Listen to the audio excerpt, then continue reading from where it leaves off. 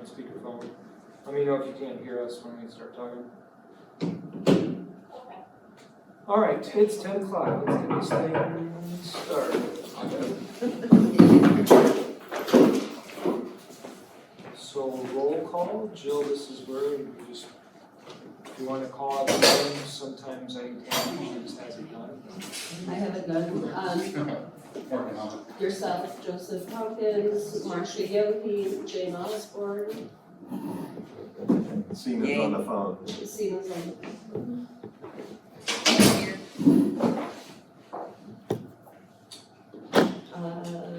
And then I think in the minutes, we typically include everybody else who's here as well. You know, so you'll have a line that says board members, and then you'll have a line that says other people. So I've got John, Chris, Kyle, Shar, Tommy Joe.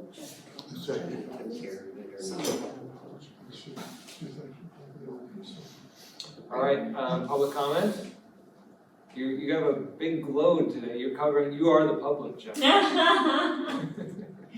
Well, I'm very pleased with how things are going. I think that there's been a change in the board, and it seems like they're more interested in advocating for the people. So that's a really good thing. I've enjoyed. All right, so we've got a number of minutes to review, starting with the April 9 meeting minutes. Assuming everyone has had a chance to look at that. Are there any comments, questions? I think this was in our packet last time, it's just that we didn't have a quorum to vote on it. So I'll entertain a motion to approve the minutes for April 9th. Second. Did you say April 9th? Yep. We've got 3 sets of meeting minutes to review. Oh, okay, because in the email that I got, I have May 1st and April 17th. Right, so those are the other 2 sets of minutes we need to approve. So the April 9 minutes were in your board packet from last week's meeting. Oh, gotcha, okay, sorry, Joe. That's all right. So, We'll take Jane's as a motion. Jane made the motion, is there a second? You made the motion, I made the second. I said I'll entertain. He was looking for a motion. No, I'll make the motion. Is there a second? I'll second. Marcia got the, All right. Marcia did. Marcia beat you to it. All right, so all those in favor, say aye. Aye. Aye. Aye. Opposed? No opposed? All right, so those minutes are passed. The next set of minutes is the April 17th special meeting. That was a pretty quick meeting. Any comments or questions about those minutes? I have one, just that there was a brief discussion during that first motion. I didn't know if you wanted to include that in the minutes.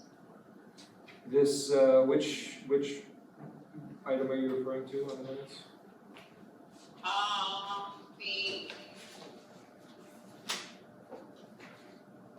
placement of the executive director on temporary leave of absence. Before we voted, there was a brief discussion. I didn't know if you wanted to include that or not. What would we include?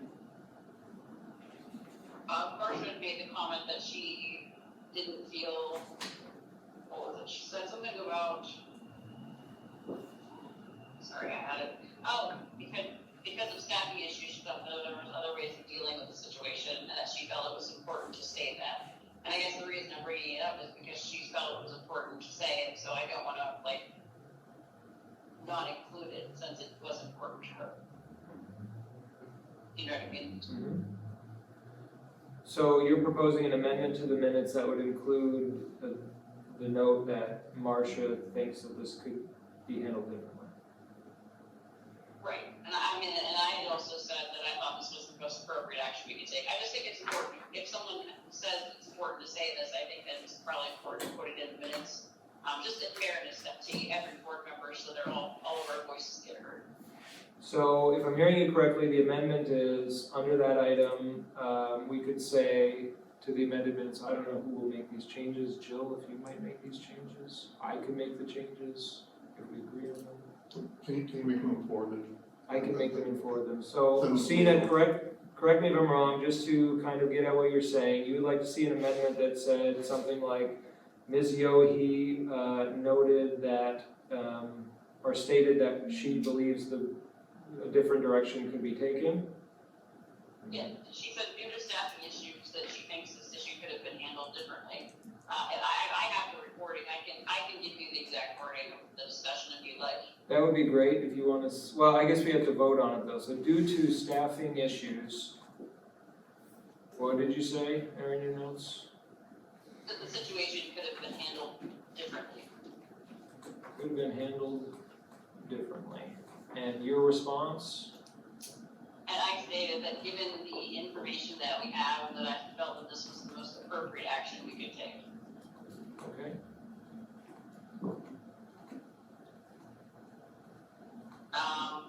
My only other comment is, and I don't know if we have to correct this in all the minutes, but I was reading the board bylaws and we're supposed to be recording votes like by board member instead of just the count. Okay. I don't know if anybody feels we need to correct that, but going forward, we should probably do that. And the only other comment I had was, item B, the appointment of the temporary interim, acting executive director effective immediately. I made the motion and, Ms. Osborne seconded. It was just a technical correction. Okay. That's all. Yep, thank you.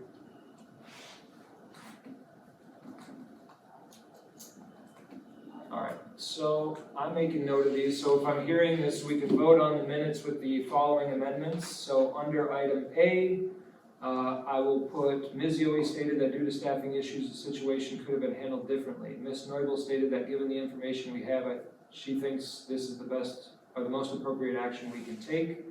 And then under item B, Sina, you made the motion, Jane seconded. So those are the amendments. Did I get it right? Yes. Okay. Any questions or comments about the amendments or anything else on the minutes? All right, I'll entertain a motion on that.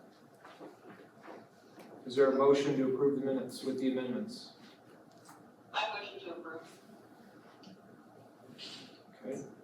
Second. Okay.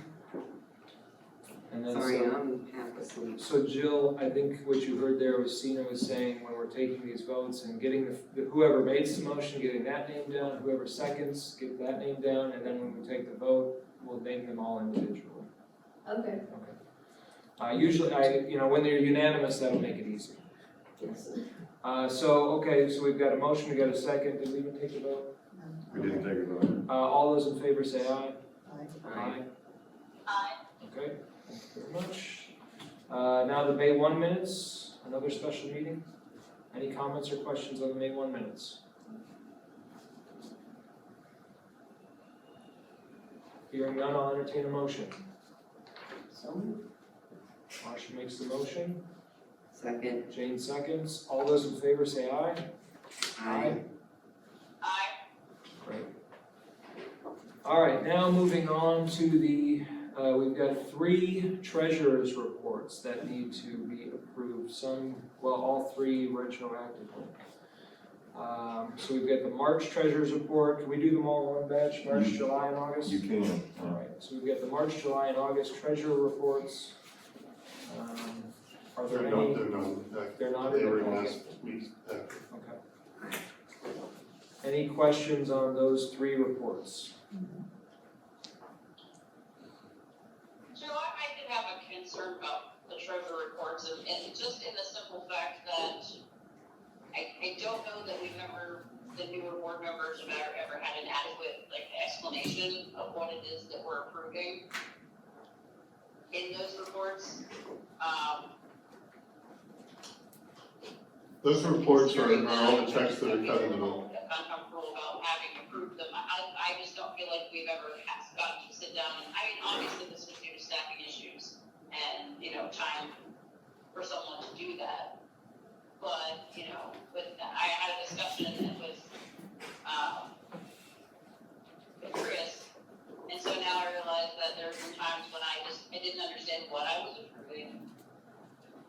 So John, Is there some way we can address that? John, Well, I mean, if you wanna meet with me separately, we can certainly do that, but what those treasurer's reports are is all the checks that are cut from section 8, the landlord and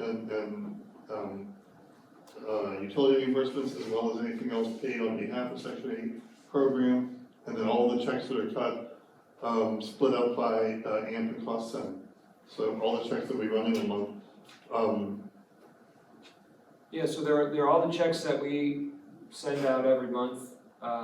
There might be, if you have specific questions about specific items that come up in the report, that would be, you could certainly ask that during the meeting, but essentially what the treasurer's report is the check register. yeah. It's a check. Okay, I have a question for John then. Would those reports also include actions taken by the executive director to open a bank account, close a bank account, move a bank account, things like that? Would that be in those reports? No. First off, we can't open a bank account or close a bank account without board approval. I can't do that, period. I'm not even authorized by the banks. Even with board approval, you're having a rough time doing it. Yeah, they don't even know the balances are most of the time. So, but we can't open accounts or close accounts without board Not approval. a board meeting, not board approval given by the chairman over email, right? That would have to be Correct. something. No, that no, would it'd be in a have board to, it'd meeting. have to have formal board approval. That is correct. You are correct. Because the board would have to identify who's gonna sign for that account. Right. So, Does that clear things up, Sina? Partially. And Sina, I suggest this to any board member, I mean, John's available, I mean, to have a sit down and to go through the reports that he generates so that he could explain, you know, how to read them and what they mean and things of that sort. That's common for all boards, and you're certainly entitled to give John a call and say, hey, I'd like to come in and Absolutely. have you explain that.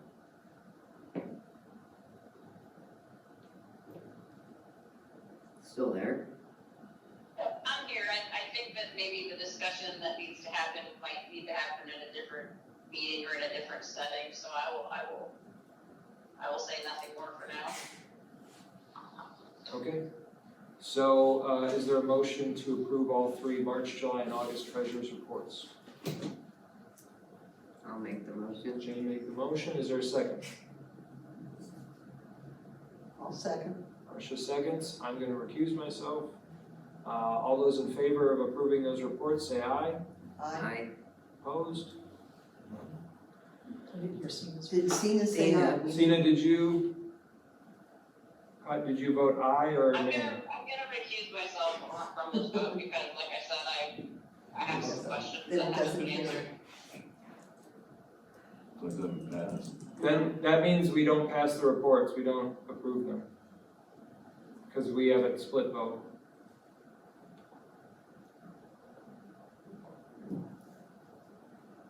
Or we don't have a majority vote. No, you don't We don't have a the majority. quorum.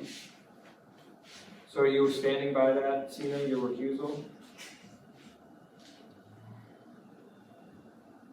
Is there any question I could answer? Are you there, Sina? I'm here, I'm thinking. I will vote aye with the understanding that, I think I need to have a discussion with John. maybe John Okay, and you. okay, no problem. So we have, now we have, the vote is 3 and One And one abstention. abstention. 1 abstention. There you go. All right, next item is the change order for the TIP construction. this was introduced at the last meeting. Yeah, this is being done retroactively, according to procurement policy. Any change orders in excess of $25,000 require board approval. I was not aware of that in June, when the change order came through. It was proposed and recommended by our architect, and I did sign it. So I'm, after the fact, asking for, I'm sorry. When you know better, you do better. Sure. All right, is there a motion to approve the change order? I mean, I'll make I'll the make motion. that motion. Okay, Sina makes the motion, is there a second? Second. Jean seconds the motion. Any discussion? No discussion, all those in favor say aye. Aye, Aye. Aye. okay. All right, moving on to the new employment contracts. We've got 3 of them in front of us. And you had already approved Vanessa Winter's contract at a prior meeting, but it was mentioned at the last meeting that the actual contract never been presented, so I've got it there as well. And then the other 2 contracts, one for Joel, one for Richard, do need to be approved. Okay. Is there a motion to approve the contracts?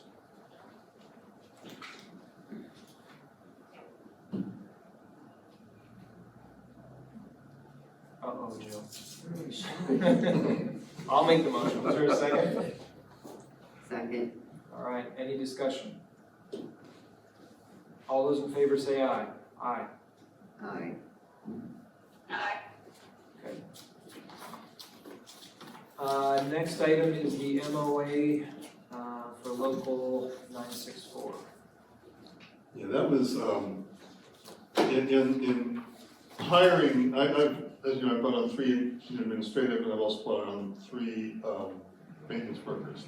And in doing that, and looking at the contracts, because we've always tried to pair the administrative policy with the maintenance one, so they're in sync. And in trying to figure out when different things hit, like your 3 personal days go into effect 30 days after you start. Your health insurance kicks in the first of the month after your first 60 days. Your vacation time kicks in after 90 days, but there's nothing to state when sick time becomes available. There's something to state that if you started more than 6 months into the year, that it got prorated out. There's nothing to say, well, this is when sick time starts. So what I reasoned was, well, being that insurance, the health insurance starts the first of the month after 60 days, that seemed like the most logical time to put the sick time availability, as well as no sense in having health insurance if you can't take the day off to go use it. And I spoke with the union people, and they were in agreement that it was unclear. They liked my suggestion, and they ran past their solicitor and wrote this up. And they ran past Chris that this is exactly in sync with what I was asking to have done. So I went ahead and approved it with the union, and again, and after the fact, asking for ratification. And I'm doing the same thing for the admin policy, so that sick time comes into effect at the same time, basically, that the health insurance does. Okay, is there a motion to approve the MOA?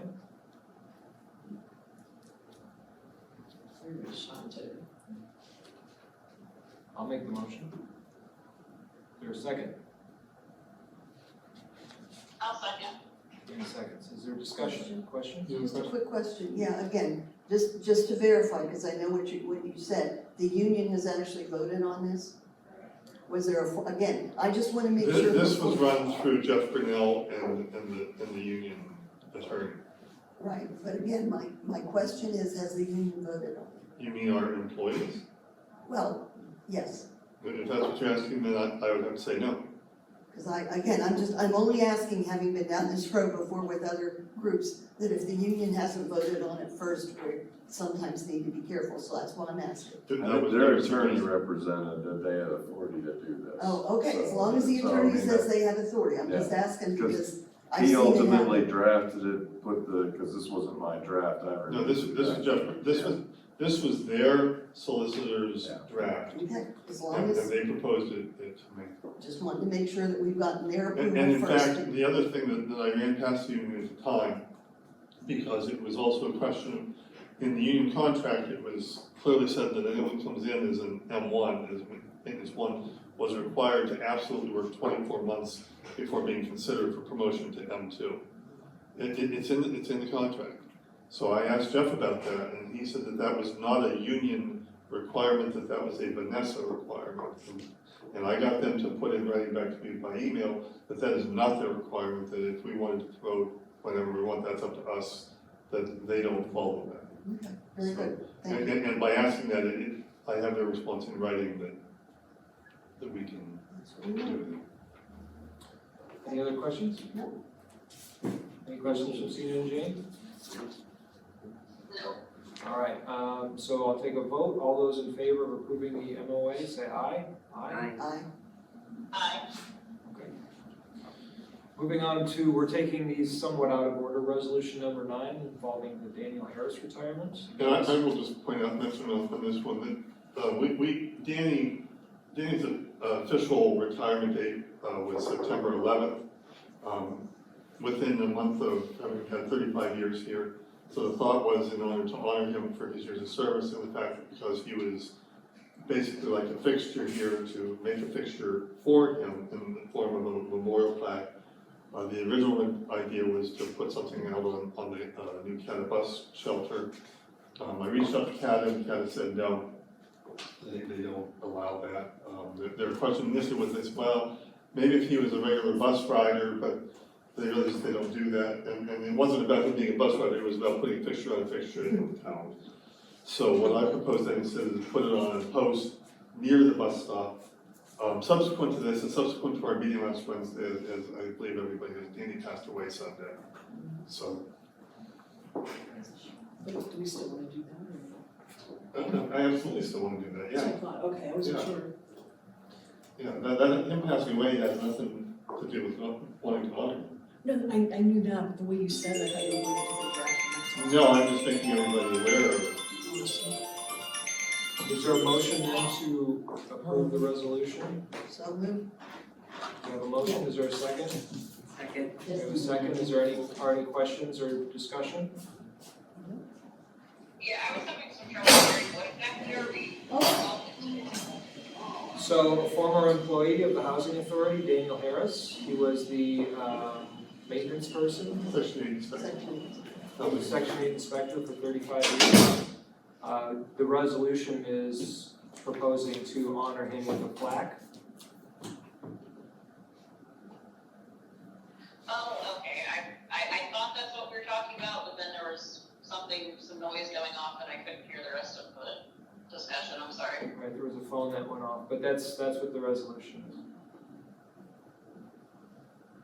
So we have a motion on the floor. All those in favor of passing the resolution, say aye. Aye. Aye. Aye. Did you get that, Jim? Who seconded it? I Jane believe did. Jane, Okay. Marcia made the motion, Jane Thank seconded. All right, so the remaining items on our agenda are the annual housekeeping inspection policy, the integrated pest management plan policy. These are items that have been on our agenda for a couple of meetings now. At our last meeting last week, the monthly September meeting of the board, we had a brief discussion about the annual housekeeping policy. We effectively tabled the pest management policy, which was largely the point of this meeting, so we can start to tackle that and devote some time to it. I will just recap really briefly the discussion last week for Jane and Sina, who are not here.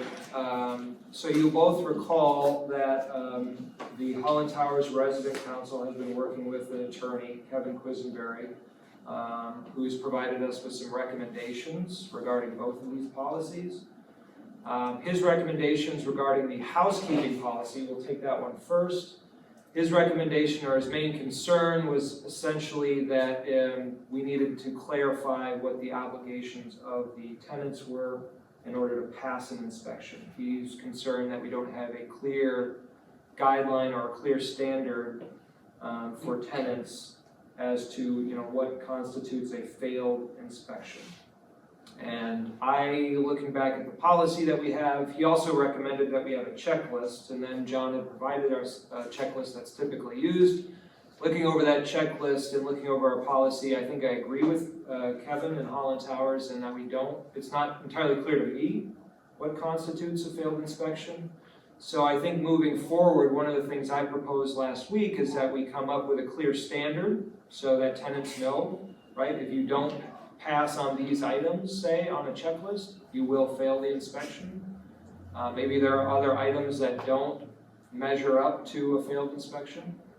Maybe there are items that we would want to just strike from the checklist in order to streamline it and make it easier.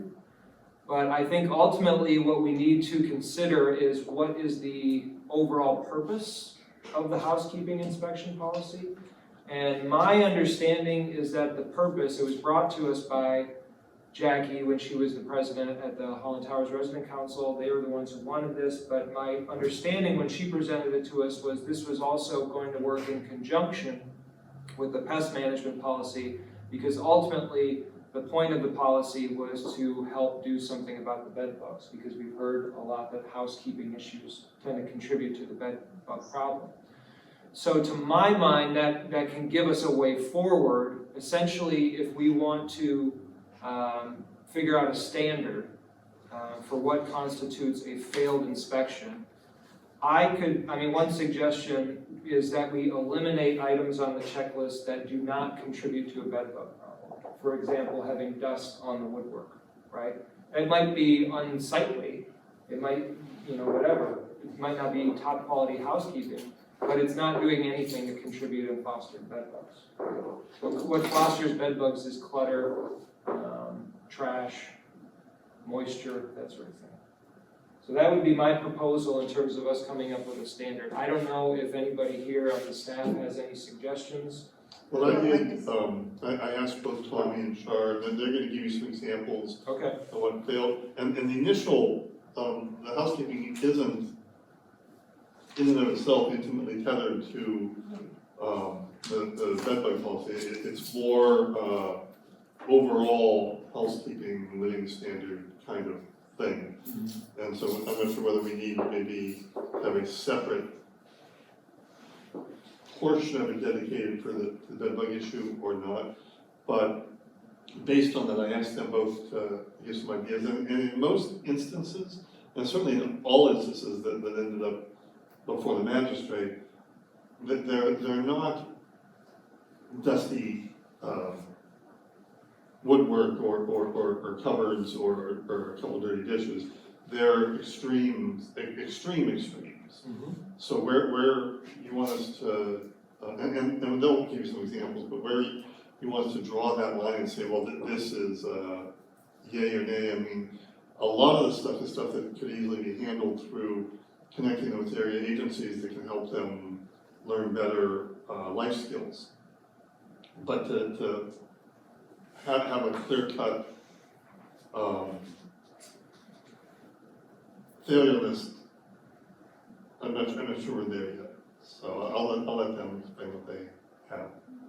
Also, there's been 3 different occasions where we had a work order that we had to get done, and we could not get it done because of the housekeeping of the tenant itself.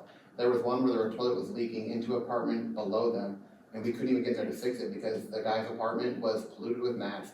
There's poop smeared all over the entire bathroom, where it was unsafe for our guys to even get in there to clean up or to fix the issue until they cleaned it, and it took them like 2 days. There's another one that a toilet was backing up into their tub, and the guy had dirty diapers from himself in there, rags with poop all over the toilet. They couldn't even do anything with that to even snake it out until they cleaned it out first. And then there was another incident with one of the same tenants to where the same thing happened. He had a toilet leaking down into the apartment below him, and we couldn't go in there and fix it because of the amount of mess and poop and everything all over the entire apartment. So I think housekeeping is completely different because of stuff like that, where it's causing issues and more damages, especially it's affecting other tenants below them and stuff. I agree with that. I do have pictures if you wanna see them stuff. But And I think, I'm looking at this housekeeping list and you wanna take off the refrigerator. I don't care about the dust and all that. But the refrigerator, Which you're item? gonna cause, Which item? It's under kitchen, the refrigerator number 2. If you take that off, you're gonna put a very big burden on the housing authority having to replace those refrigerators. I have a couple refrigerators to show you that we have to replace, and they are quoted at $648 a piece. Okay. So if we had been, hadn't been in there doing the inspections, one of them we lost completely because their electric was off and we weren't aware of it until we did our housekeeping inspection. Right. There's just Somebody no like way, Jackie. no way to fix that. The other descriptions for cleaning the walls and the ceilings and windows, I mean, that's nothing compared to what I run into. Like I said, I discussed it with Chris, he said, be careful about the pictures. I don't know if you wanna see them or not, but these pictures have constituted an issue. And they could harbor roaches and everything too. I was gonna say, we're not just talking bed bugs. The dirt and the collection of debris in the corners is what gets the roaches and other. Correct. So let me be clear, the point of this conversation is precisely this, to get your feedback, to find out and come to an agreement about what constitutes a failed inspection. So I appreciate your input. I agree with Tony as well, from what I've seen at home towers and mine inspections. It's not dust, it's severe feces on the walls, on the light switches, and that person comes down and touches the mailboxes and. Is it something that we could maybe set up, recommendations versus critical mass type? Right. Yeah, I mean, that would be one option. I think the easiest way to go about this is to base it on the checklist and to identify some items on the checklist that are like, if you don't pass this, you don't pass the inspection. Other items like dust on the woodwork where it's recommended, but it's not, if you don't pass that, you're not gonna fail So the do you want inspection. us like to leave them on the list, but identify them as critical? I don't know, I'm putting it out there, I'm seeking input from the other board members and staff as well. I would like to work on this collectively and find out, like, where can we reach an agreement Okay. and reach a standard collectively, that's where I'm at. And so I'm just trying to get the ball rolling by saying, well, maybe we can eliminate some items or move them to recommendations, as you're proposing, in order to make it clear on the tenants, like, what are those items they definitely have to pass in order to pass the inspection overall. Okay. Yeah. So I don't know if people want to move forward that way, that could be one way to get started on this, is to work through this checklist. I don't think it would take us all that long, but just sort of say, okay, this item is definitely necessary. We want to keep this is a requirement to pass the inspection. These items, not so much, they could be recommendations, or we could just strike them completely. Tommy Joe, I think when you said I wanted to remove the refrigerator, I'm assuming that's because I'd sent John like a. Yeah, what I did is, I took your email, Uh-huh. and I highlighted the things that would apply to the manager's quote I did, and then the ones that, for the test, I highlighted similarly, Okay. in order to get them thinking along the lines of what we need to do. And just so everybody else knows, I had sent John last week a heads up email, just like, heads up, we're having this conversation, I just want you to know in advance, here are my thoughts, which I just laid out. And here are some items under the checklist that we might delete if the priority is like bed bugs and just basic sanitary conditions, right? So what I had proposed deleting, and again, I'm open to just making them recommendations if we're not gonna delete them. So under general areas, I think that we could either move as a recommended item, if not strike entirely, items 1, 3, 4, 5, and 6. So item 1, walls should be clean, free of dirt, grease, cobwebs, and fingerprints. I'll just read them quickly and then I'll ask for your feedback. Item 3, ceilings should be clean and free of cobwebs. Item 4, windows should be clean, the inside of windows and all that are reachable from the ground. Item 5, woodwork should be clean, free of dust. And item 6, doors should be clean, free of grease, tape, and fingerprints. So again, what I'm suggesting is that we can either delete those items entirely for the sake of clarity on the tenants, or we could somehow indicate that those are just recommendations, but they won't add up to a failed inspection. I'm open to ideas. I think they should be recommendations. They still should be on there, so they, if they get to them, fine. If they don't, fine. But at least, you know, we're not saying you can have drawings on the walls, we're gonna look at. Well, and as you said, there could be other stuff on those walls. Yeah. And so, and we're saying that's a health hazard, so again, I think we have to be very careful when we start. Well, to be clear, we're saying feces on the wall is a health hazard. I think we all agree with that. I understand that, but again, we're talking with tenants who are going to take this literally, that I don't have to worry about the walls, because you said that was optional, you're not gonna cite me for that. So we just need to be very careful how we do this and how they understand it. Sina, were you gonna say something? I have some comments when everyone else is done, that's fine. Okay. So right now where we're at, we've only gone through general areas, I think we could do the same with the other sections, but right now we're talking about things like the walls should be clean, free of dirt, grease, cobwebs, and fingerprints as an item to either make recommended or do something else with. I think Jane and Sina, since you both, I mean, Sina, you lived in housing for a long time, Jane, you currently do, I don't know what your thoughts are. You're the ones that are gonna have people coming in and inspecting your place. Oh yeah, I have some thoughts. I think I agree with you about the items that you said didn't necessarily need to pass inspection. Of course, unless there's feces on the wall, but no one's gonna pass someone if there's feces on the wall. That's obviously not going to pass. But just dirt or cobwebs is going to cause you to fail an inspection, I think is a little ridiculous. How about That's gnats? number one. How Number about two, what? as a resident. Gnats. Let's do one at a time, let's let Sina finish, please. Go ahead, Sina. Yes, please let me speak. Cheers. One time Dan Harris came to inspect my apartment, and he failed me. And I don't remember what he failed me on. It was something that I was like, why did I fail? So I took pictures of my entire apartment. I sent them to Sue King, and she sent him back like a couple days later. He didn't even look at anything, and he passed me. Okay, so you can fail an inspection for something. And the apartment that he passed me in was not as clean as the apartment he failed because the floors weren't freshly mopped, and I hadn't swept that day. Okay, so I'm talking, I failed inspections and didn't understand why, because clearly there wasn't anything wrong with my apartment. That's number one. I'm sorry. Number two, This is I why had I can't come to these. Tommy Joe, please don't interrupt. I think I better go.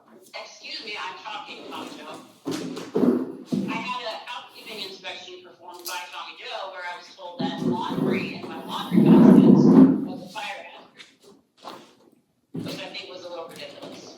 Okay, so you want to talk about speaking as a resident and having these housekeeping inspections. A lot of them, it's the subjective opinion of the person who is walking in and deciding whether your apartment is clean enough, and that is a subjective. So I agree, we need more clarity. We definitely need more clarity with these inspections.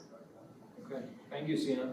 Since Stephen brought that up, may I bring you the pictures of her field housekeeping? No, I don't think I. Excuse me, those pictures were taken with the idea that they were used solely by the housing authority for inspection purposes, so you do not have my permission. Just so you know, Tommy Joe has left the building. So I don't think we need to get into the specifics of, so she had proposed showing us your picture, we don't need to see that stuff. I Well, think, I heard her, I but think, I don't think any tenant should be violated in such a way. That's absolutely out of pocket. so what I'm. Not just for myself, but for anybody. Yeah, I completely respect where you're coming from, Sina. I think, ultimately one issue that you're spotlighting here is that it seems, at least in your experience as a resident, these inspections can feel sort of arbitrary or subjective in terms of when there's a pass, when there's a failure, that sort of thing. So I think this circles right back to the point that Kevin and the Holland Towers Resident Council is making. Ultimately, as John's been saying over and over, like our whole point is to serve tenants, right? We're not here to be punitive. And frankly, I'm resentful of staff who can't even tolerate to hear and listen to residents and their experience without being condescending and demeaning. I think that's highly inappropriate. And I think that this is not the way we're serving tenants. This is not the way to serve tenants. The best way to serve tenants, especially in a case like this with a housekeeping policy, is to work with them and to find a clear standard where nobody is feeling like these are arbitrary, that they're subjective, that they're punitive. We need to have a clear standard. That is our responsibility as a board if we're going to pass this policy, to come up with a clear standard that that there are no questions, there's no ambiguity. This is a failed inspection, this is a passed inspection. Let me ask you a question. Yeah. If there were to be a case where someone has a housekeeping inspection, maybe several times, they've lived here a long time, and then the person leaves for whatever reason, and then maintenance goes in and has to make repairs, would that go back to the tenant in the form of maintenance charges, or is it forgiven, or how does that work? I mean, that would be a question for probably. I understand your question. I have an opinion on that. I mean, first of all, I don't know that this is within the purview of a housekeeping inspection. This might fall I outside think it that. is, Joe. I think it is, though. I think it speaks directly to the policy, because when housekeeping inspections are performed regularly along with maintenance issues will be caught. If housekeeping inspections aren't performed consistently, then maintenance issues are going to slip by. And I feel like the housing authority has to shoulder some of the responsibility for that. The tenant should be calling them in as issues get brought up, and there's actually a charge for work orders that, or work that gets found during inspection that is not reported. And I had a work order that was called in by Vanessa herself that was never taken care of, to my knowledge. So I think, Charlie, back to your question. So your question was what happens when a tenant moves and there's still maintenance work to be done? Can they be charged? Is that what you're saying? Actually, going back to the housekeeping inspection, if there is spaghetti sauce splatter on the walls, just for an example, I'm not sure how far to go with it, but obviously not the fecal, because we all agree that that's ridiculous, but it's things that could be washed off the walls that aren't, and I don't mean cobwebs or dust, so we're going past that. Is it chargeable for maintenance to have to clean it after the tenant leaves if they don't? After they leave, you mean after they move out? Yeah. Well, I mean, there's standard things that come into play when someone moves out and you do a move out. And you find a way after the fact, that's a whole different issue. Okay. But for these purposes, what we need to have is we need to know, this is what's gonna fail you. And maybe we need to further distinguish, this is what's gonna fail you, but you can fix it, versus this is what's gonna fail you and we're gonna evict you. Oh, that's a good idea. I mean, and there's a difference. If you've got feces splattered end to end and wall to wall, and we do run into that, that's an evictable, assuming that it can't be cleaned up. But even with that, some of the agencies have come in and worked with that. But if you had an accident, making dinner last night, and we haven't done an inspection, that's not an evictable, that's barely even available, that's you need to go wash a wall. Yeah, I didn't say eviction, I said. No, right, but that's what we're trying, if we're looking at what a failed inspection is, we need to know what does a failed inspection mean. So does that mean that we can pursue eviction, or we need to refer you to an agency, or we need to, so that's, I guess what we need to do is, when we say a failed inspection, what is our end game with that, what are we looking at with that? And then obviously things like feces are an issue, dust and cobwebs are a non-issue. Right. And things that they're gonna find after move out also are, then we're not doing you're not doing a housekeeping inspection, you're doing a move out. And you're only allowed to charge what you find within 30 days of that, after that, it's on us regardless, so. And I think, you're talking about the end game, I think part of it is, and I don't mind grading these as far as what is most offensive and will cause a prompter eviction. But in most cases, I think the answer is, and the policy needs to be presented as such, we're doing this to tell you what you might need to fix or clean up. And in most cases, we do re-inspections multiple times. This is not a once and done thing. So I think if we present it that way, and so on, then that makes it a lot more palatable to both groups. I agree with that. I still think that there are probably some items that don't need to be there, like woodwork not having dust on it, I mean, I never dust my house, right? And I wouldn't think that rises to the level of an eviction. Well, Maybe we could fine tune that, instead of saying dust or even fingerprints, you can't have graffiti, you can't have feces, you can't have ancient food items. Well, they could have had an accident cooking yesterday, that's it. So, I mean, for instance, in general areas, under number 8, there is something that says trash shall be disposed of properly, not left out in the unit. I mean, putting feces and food on the wall is trash that's not being disposed of properly, right? I mean, I don't know that, I feel like we're working with a red herring here in terms of I don't think anybody's gonna pass a policy that allows people to have feces on the wall or food on the wall. What I'm trying to do is come up with a policy that tenants can see and recognize, okay, these are the standards I have to meet. I think every tenant would probably understand that if you've got feces on the wall, you're not gonna pass the inspection. That's clear. What we need to do is find out with some of these other things, right, what's clear for them, what passes and what fails. So again, what I've tried to do is identify items where I think that they're not a priority, that it would be nice, they're recommendations, if we're just gonna run with that language, right? Marcia's point about coming back with reinspection, I don't know, some way to incentivize, say, people to remove the cobwebs from the ceiling, even though it's not a necessity. But to me, I mean, to my mind, again, the purpose of these inspections is for us to be able to work with tenants to get on top of housekeeping issues before they get out of control. They're purely advisory, they are not punitive. We're going in there to advise them on what they can do to maintain their housekeeping. And I think it's not part of our policy, but it is something we brought up. I don't think we need to discuss it today, but this is where something like a resident services coordinator position can work in conjunction with residents. I agree with that. So we're not just going in, inspecting them, giving them a checklist, and then leaving them to themselves. We gotta have somebody who's working with them to help them get their housekeeping in order. This is just the baseline. This is like the first step. We gotta have some kind of policy in place for these inspections. So what I'm suggesting is that we pare it back as best we can so that it's clear to tenants what are the priorities. Okay.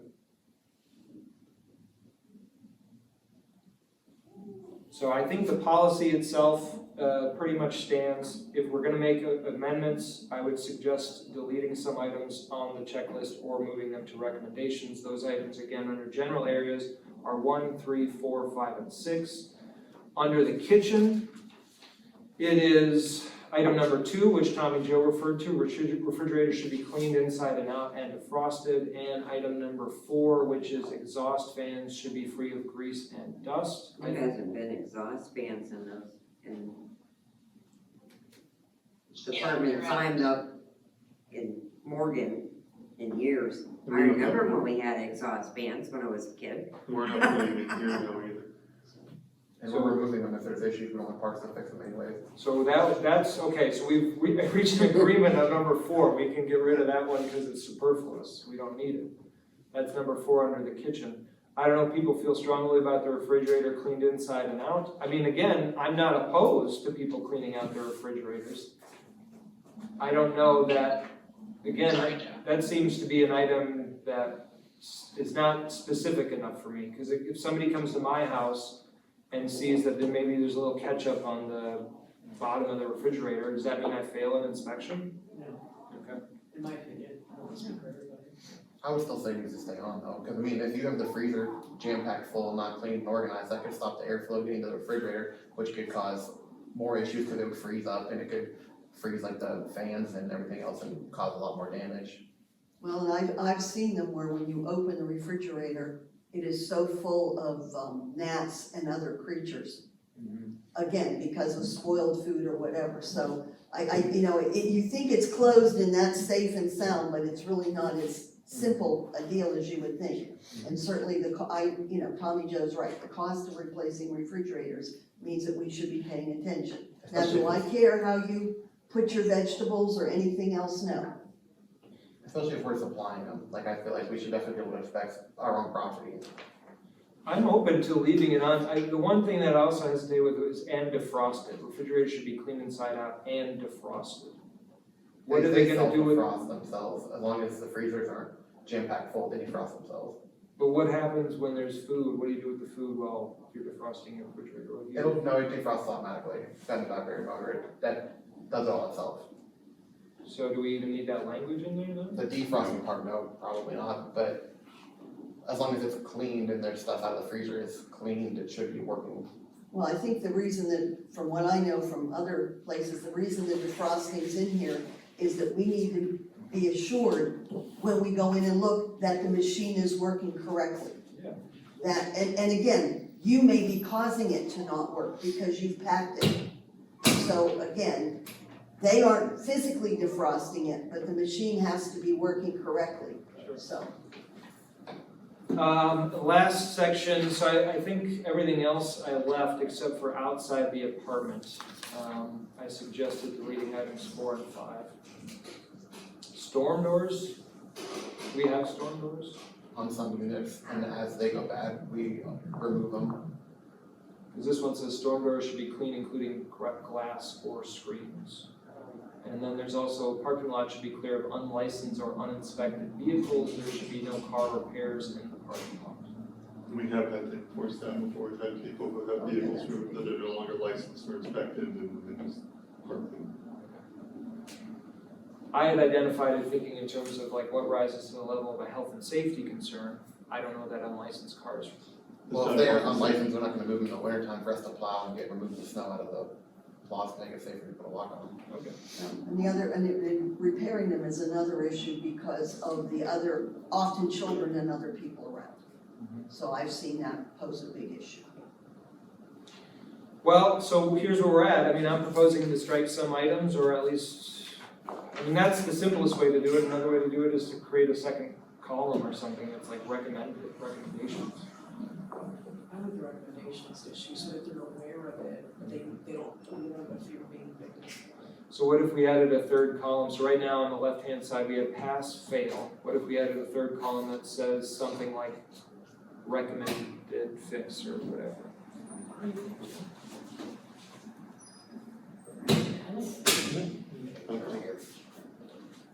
I mean, it's a big word, it's not gonna fit in a narrow column. I'm actually trying to think, I don't know where we got this checklist from either. It might be, We might have to we might have to redesign the create a whole checklist new with the same form, items. so, yeah, So we're gonna include something like pass, fail, and recommended yeah. with comments.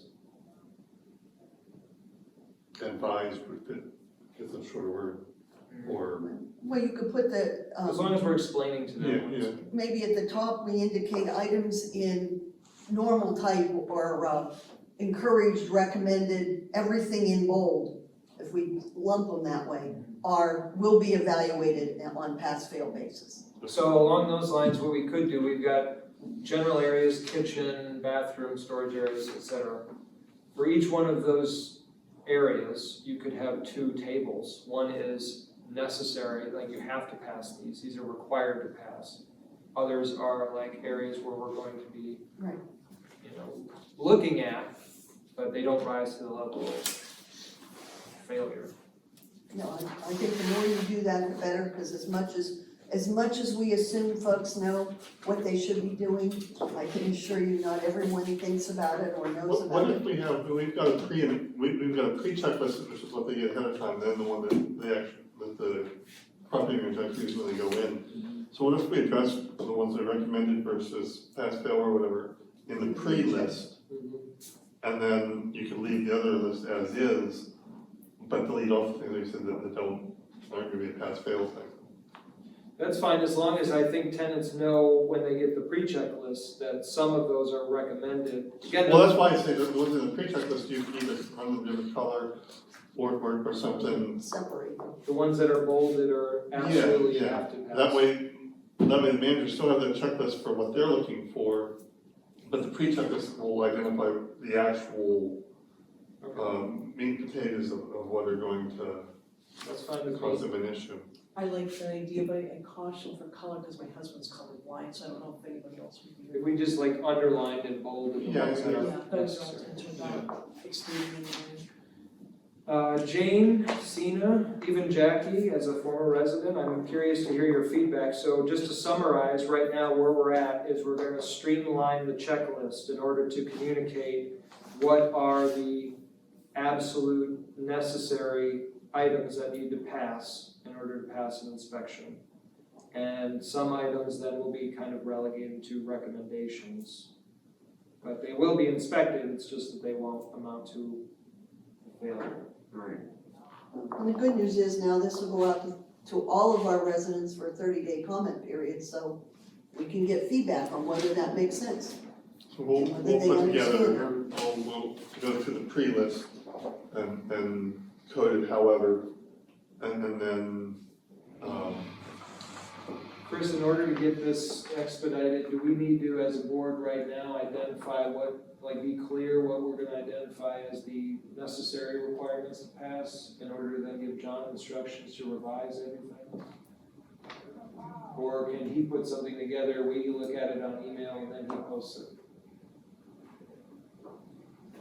Let me take one step back, just so that, because as you guys are going here, one of the things that's, I think what the attorney's getting at mainly is, you're getting into the minutia of the form, but I think what he's interested in is, all right, you do the inspection, you check off the boxes on the form, but what constitutes a failure? Like the whole failure, not just, you may fail a few, but do you have to fail 5 of these, or, whatever I think that's what he's really getting at.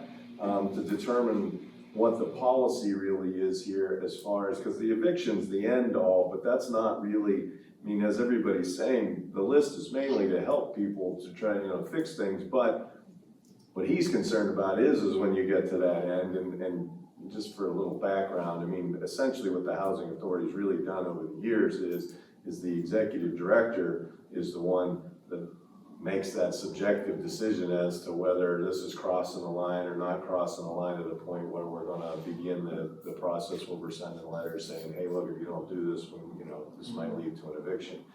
I think that's kind of what Kevin's getting at.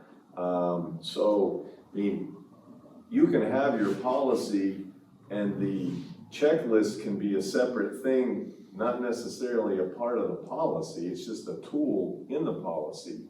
So by saying that, you can say to John, look, we think these things should be in the checklist, but we're not actually approving the checklist, we're only approving the policy. So it's fine to tell him, hey, look, we want you to make these changes, come back to us next month, but you can already approve your overall policy.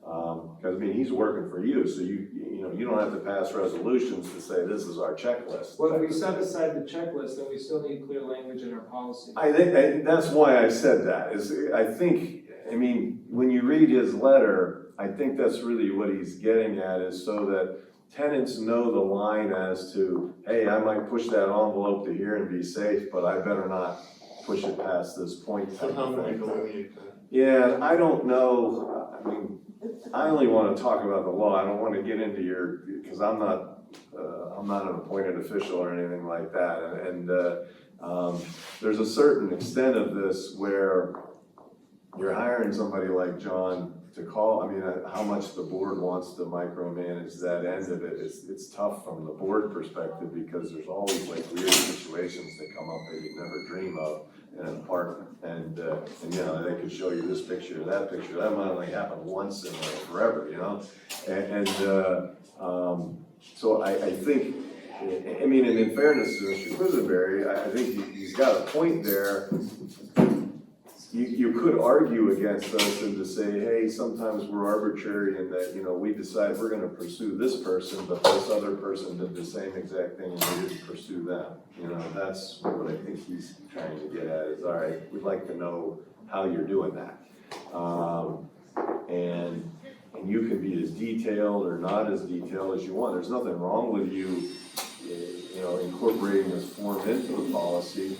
The one thing that I don't know, and maybe you guys have already discussed, I don't know where the form came from originally, as far as, I'm sure that there's, the Section 8's got their own forms that they've got to go through, and it's really just what you feel is necessary to be on the form. I do think, I know when I use these in hearings, this extra commentary that's in these forms that you're talking about, I don't know that that's really necessary and this is a non-lawyer end of it, but it's important to have like refrigerator, ceiling fan, or whatever, so that your inspector checks off that they actually looked at it, so that you or John would know, hey, look, they actually looked at these things, and then just make comments about it, as opposed to having it say on there it needs to be free of dust, or, that seems kind of unrealistic, And I've often thought that when I've had these, but I mean, I'm not, I'm the end, so I don't have any say in any of that stuff, but I'd be hesitant to eliminate whole lines, because then that person that's doing the inspection might not look at the refrigerator, or might not look at the,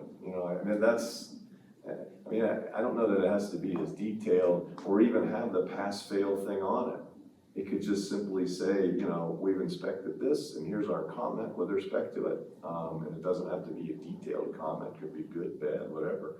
But at least the tenant knows what you're looking at and what your comments are about it, not necessarily setting this standard of no fingerprints or no, everybody's gonna be different, somebody might have 5 kids in their house or whatever, so, it'd be kind of unrealistic to get them up there, So, I just think your inspector would be in a better shape if they could make their own comments, as opposed to having an extra line, they write in what they saw. And then that's a direct feedback, and then I don't know, I didn't talk to these people in Clarion, but I'm assuming that that's what that other person comes in after there's, you know, the executive director determines, hey, look, this tenant's struggling, I see a lot of issues here, hey, I'd like you to go in and help them out. And then they hit those specific comments that are in there and try to So address if it. you're looking at like hitting your categories, your bathroom, your storage areas, your furnace room, et cetera, but without any of this.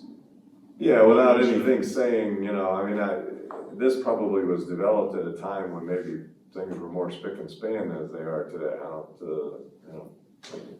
So if I'm hearing you right, I like what you're saying, if I think I understand it. You know, a big part of this would be a staff person, whether it's a resident service coordinator, somebody who's gonna do follow-up and help them meet the standards, whatever they are. But less emphasis on the checking pass-fail and more emphasis on, here's an issue we need to address. The housekeeping inspection then triggers a visit from the staff person, a resident services coordinator, who then works with them to meet the standard. Right, because if we decide we're evicting people, I mean, I suppose you could create a standard and say there's 20 pass-fail things, and if you fail 7 of them, you know, I think that's kind of unfair, but I mean, but you could do it, and I'll argue it, but it's, you know, when I do these cases, we've usually written a letter about the detailed comments to say, hey, look, we found this in your apartment the last time, and we're gonna give you until this day to get that cleaned up. And we usually just focus on, like, you know, a couple big things. We're not, you know, none of the small stuff. And because the real standard here is the lease, you know, I mean, and it's what the judge thinks. I mean, you know, the judge is looking for extreme circumstances, and I think what Kevin's talking about is just giving these people notice of what the issue is, and I don't think it has to be, you know, the form we're using. I mean, we could just have those categories and just say, hey, look, this is what the issues are. So in that sense, one thing we could do, one way we could revise this policy, take out anything about eviction or passive failure, and simply, like, for example, item D, which is where tenants get feedback. So item guideline D on our housekeeping policy currently states, housing authority of the city of Meadville shall provide tenants with a written report no later than 48 hours after the inspection, telling them if they passed or failed and summarizing what needs to be addressed in the event of a failed inspection.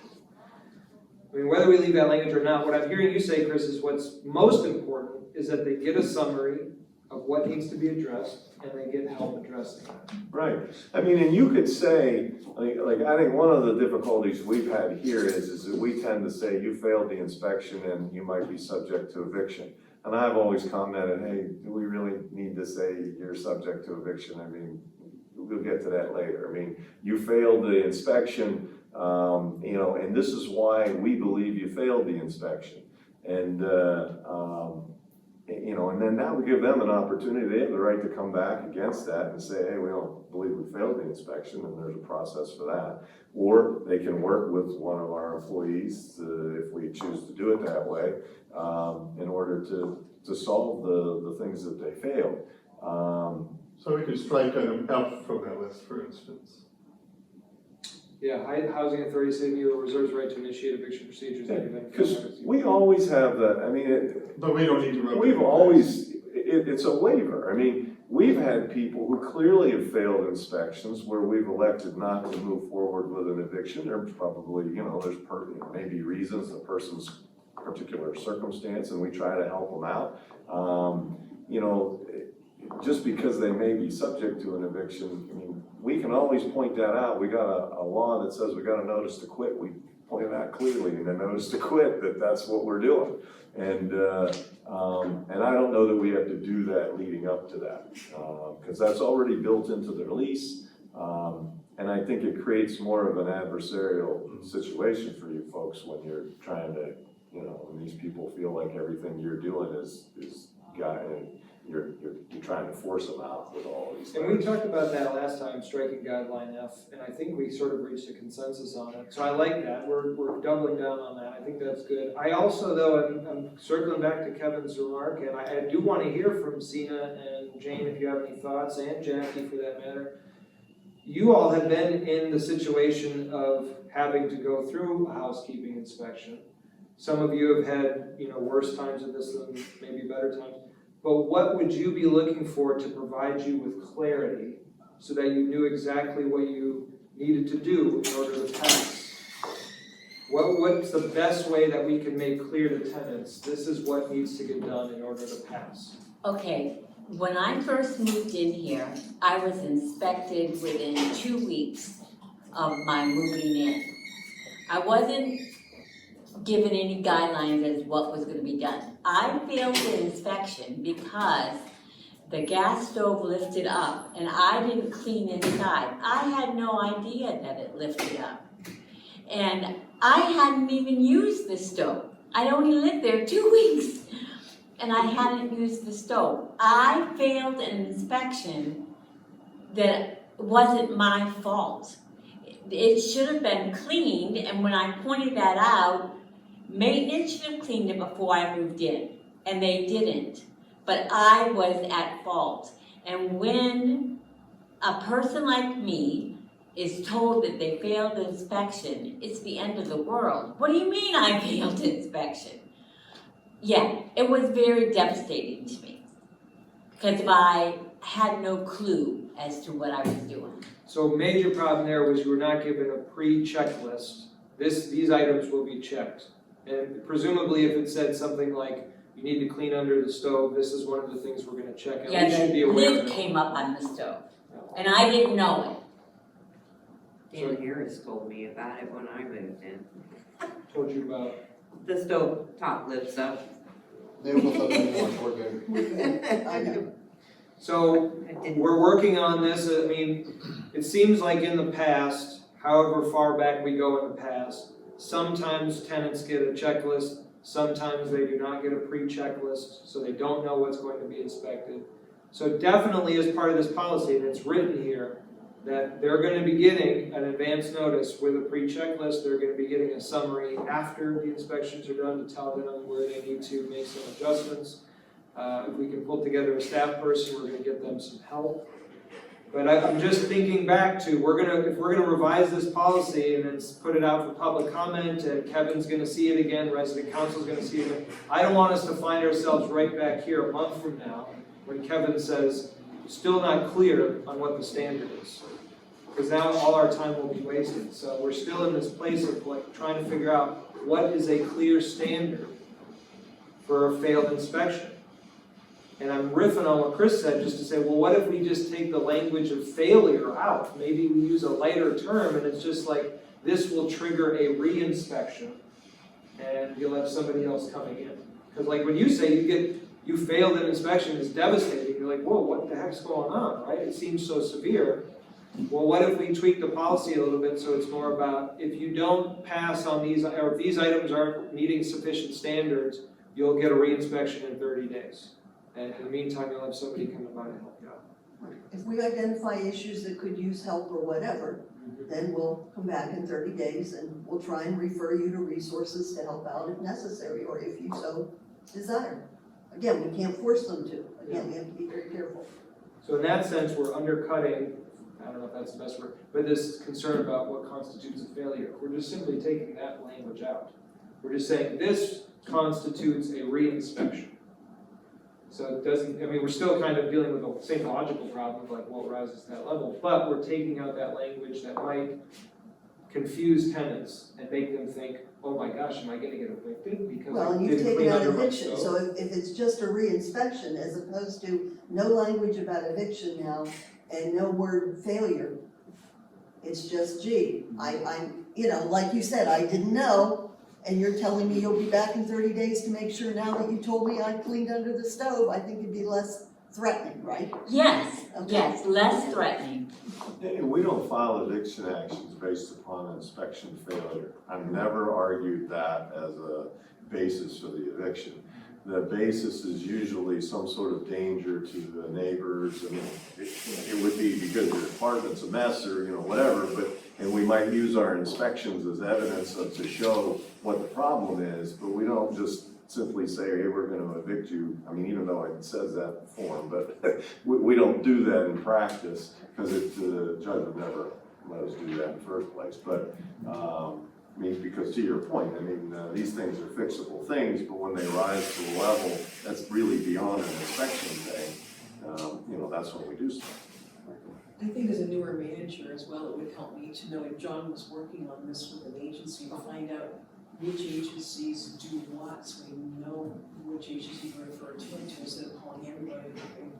Yeah, and we're wasting a lot of time with agencies who need their time. I know they're really busy too.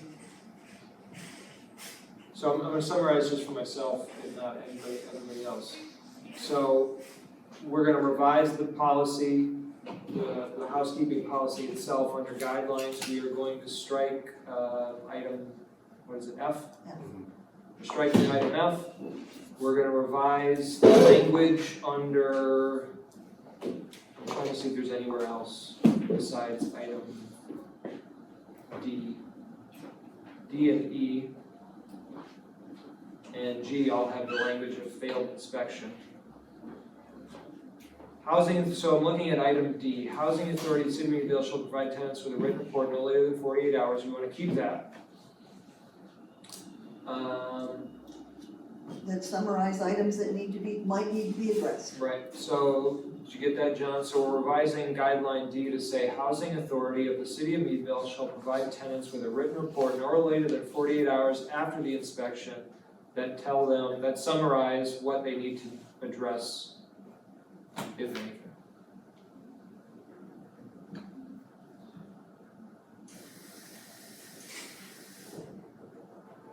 To make it easier on the managers to review more than 48 hours, because 9 times out of 10 when Tommy does her inspections, she usually does a huge grouping at one time, now when she doesn't have time to get all letters up, all, What's the reason for comment? I don't know. I'm just saying, like, normally, like, out of Gil, she did like the entire lot all at one time. So like there could be up to 50 apartments per lot, that at the minimum. So getting out letters to all the people in Cuba that might kind of discuss with all the other responsibilities that they have as well. I'm open to extending it to like 5 business days. But in that case, we're saying conduct a re-inspection within 30 days. I don't want to push that back a little bit. Because the tenants won't know for a full week, right? What they Well, it'd be 30 days from your notification. from receipt of notification. So the first one's gonna be, in D, it's gonna be 5 days, you said? I don't think. I don't know, Sina, Jane, what are your thoughts? I didn't hear what I think Kyle said. So Kyle was suggesting that sometimes the person doing the inspection is inspecting multiple units on a particular day. And so it might not be feasible to provide, say, 15 units with a summary within 48 hours, that they could use more time to put their summaries together or send them out. So what I suggested, I'm okay with language that says, because the current language on item D says, housing authority city of Meadville provide tenants with a written report no later than 48 hours after inspection. I'm fine with no later than 5 business days after inspection. Yeah, I think that's reasonable. Okay, so yeah, John, it says written report no later than 5 business days after the inspection. Summarizing what needs to be addressed. Okay, so that's an amendment to item guideline D. Guideline E currently says if a unit fails inspection, housing authority of the city of Meadville will conduct a re-inspection within 30 days. So just cut out the first 5 words, if a unit fails inspection. I would say housing authority, if necessary, housing authority of the city of Meadville will conduct a re-inspection within 30 days. A receipt of the notification. Of receipt of the notification, of receipt of the summary.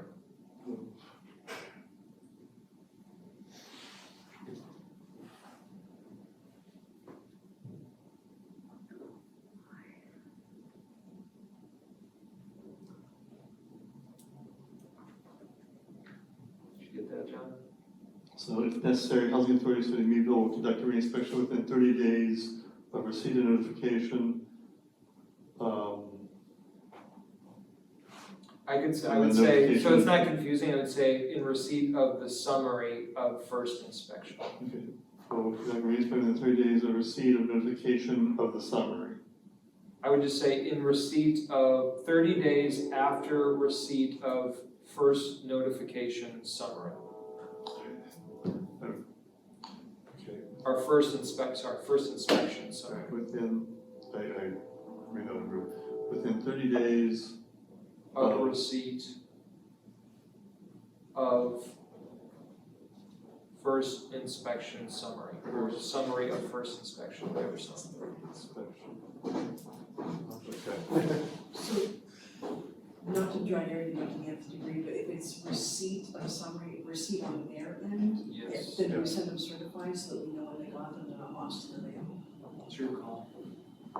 Whatever, I would say whatever makes it easier for you. Either do that, or you can have maintenance and deliver it, sign for it. Oh, okay, yeah, I don't wanna have anybody have an issue because they didn't get it in the mail, like.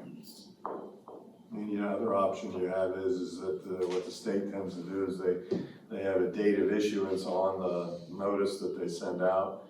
You know, so if you wanna build in some extra days for the actual mailing or whatever, instead, you know, you make it 35 days after the date of issuance.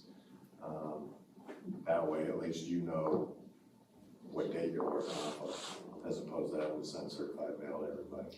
Yeah, it gets expensive. So, and then we're striking guideline F completely. The last one would be guideline G. I would propose that we basically eliminate the latter half of that sentence. So it would just say, Housing Authority of City of Meadville reserves the right to conduct more frequent and ongoing housekeeping inspections, Period. period. Now, again, I'm curious, especially Jackie, you brought this issue to us. You've been hearing our revisions. Again, Sina and Jane, what are your thoughts? I think it's good. I have from what we've discussed, there is an issue about housekeeping inspections that I feel like we need to address, but it isn't in this, but it's tied to the checklist. What is it? Okay, so the housing authority is supposed to give people at least 2 days notice, right, before the inspection. Is that correct? Right now, it currently says, 5 days. yeah, item A, guideline A, Housing Authority of City of Meadville will provide tenants with a minimum of 1 week, 5 work days notice prior to conducting housekeeping inspections. And I gave 5 days when I did mine. So right now, tenants, according to this policy, will get 5 days minimum notice. Okay, I was just making sure that was, because if we're gonna expect people to get this list done, we also have to give them a reasonable amount of time to get the things on the list done. Is that a reasonable amount of time, a minimum of 5 days? Yes, before, I think it was 2 days, at least that's what I was told when I was in housing, and I had a surprise inspection. I was told that it was 48 hours, and they came and did it anyway, even though I asked them to hold off because I was sick at the time. So I'm trying to make sure that doesn't happen to other people. Like, if you're gonna give someone an inspection, they should have at least enough time to get all that stuff done, or find someone to help them get it done. Right. So I think if we can all agree 5 days is enough time then? And my other comment was, and I know we went around about this before, but are people being given a specific date and time? And I know someone said they can't do that, but we did that for years. Like when Sue King was my project manager, she would give us a date and a time. And that was when our inspection was. And we knew when it was, it worked. And if you're gonna re-inspect, you should also be given a date and a time. So then people aren't wondering, because these inspections cause residents a lot of anxiety, especially since they've been very subjective, punitive, sometimes hostile, depending on who's doing the inspection.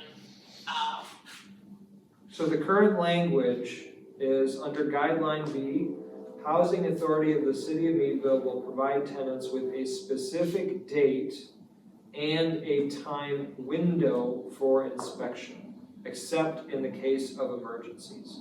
It previously had said specific date and time, and Shar had asked us to make that a time window. For example, you'll be inspected on September 20th in the morning, rather than you'll be inspected September 20th at 9 a.m. Okay, that's fair. I guess the concern that I've heard from other residents is if housing, for some reason, has to reschedule the inspection, they just tell them, well, we'll come back in the next few days, and then it's up in the air. They don't know when they're gonna get back. Same thing with maintenance repairs. I know we're not talking about maintenance repairs right now, but I think there needs to be more clarity as to when maintenance is coming back. So item guideline E, which we were just discussing, reads in full this. It will read, if necessary, Housing Authority of the City of Meadville will conduct a reinspection within 30 days of receipt of first inspection summary. Notification to the tenant of any subsequent re-inspections will follow the same guidelines listed above, which would include what we just discussed. So that means they would get another 5-day minimum notice of the re-inspection. Okay, that's satisfactory, thank you, Joe. And they would also get the specific date and time window of inspection. Joe, what if the tenant, is hospitalized or is on vacation or whatever during that inspection time? Can it be rescheduled or does it have to be at that time? There is a line about rescheduling. Guideline C currently says if a tenant needs to reschedule an inspection, they are required to notify the Housing Authority of City of Meadville at least 24 hours prior to the scheduled inspection. Okay, so they do have that right to reschedule. They do have the right, they just have to notify at least 24 hours beforehand.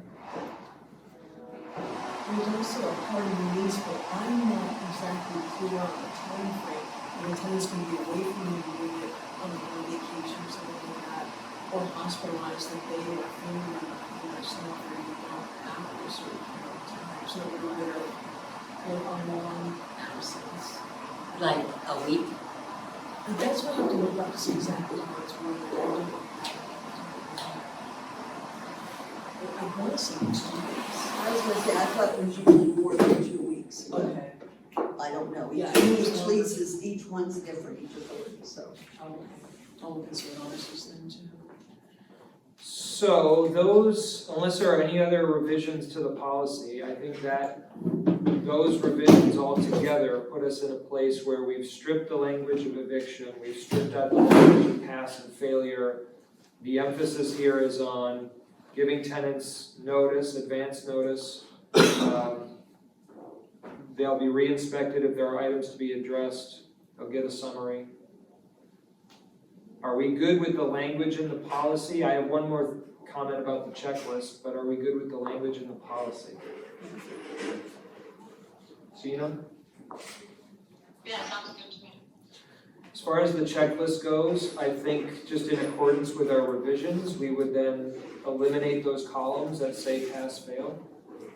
And we would just have a bigger comment section where people could make comments, including even if the comment is simply, we're gonna re-inspect to check for this.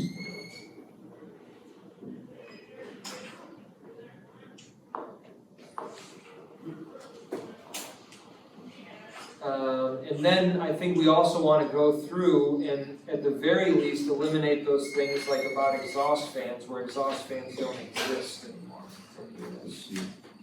That's just in the kitchen, like the exhaust fan in the bathroom. Yeah, this is under the kitchen. Oh, okay. Yep.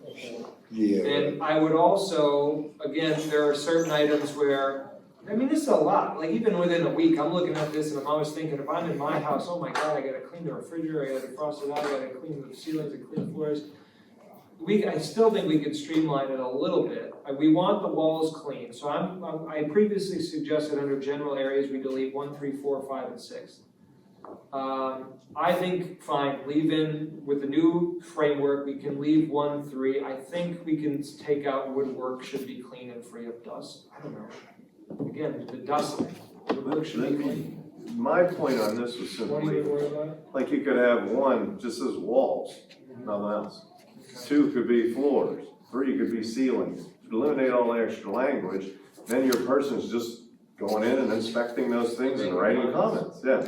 I mean, if you eliminate them, then maybe they won't, I mean, at least my experience with folks, they might not, they got a checklist, they're only looking at the things on the checklist, so, I'm worried that simply saying walls is too vague. It might be, but I mean, Or you maybe the could, walls should be clean. Walls should be clean, floors should be clean, ceilings should be clean, windows should be clean, woodwork should be clean, doors should be clean.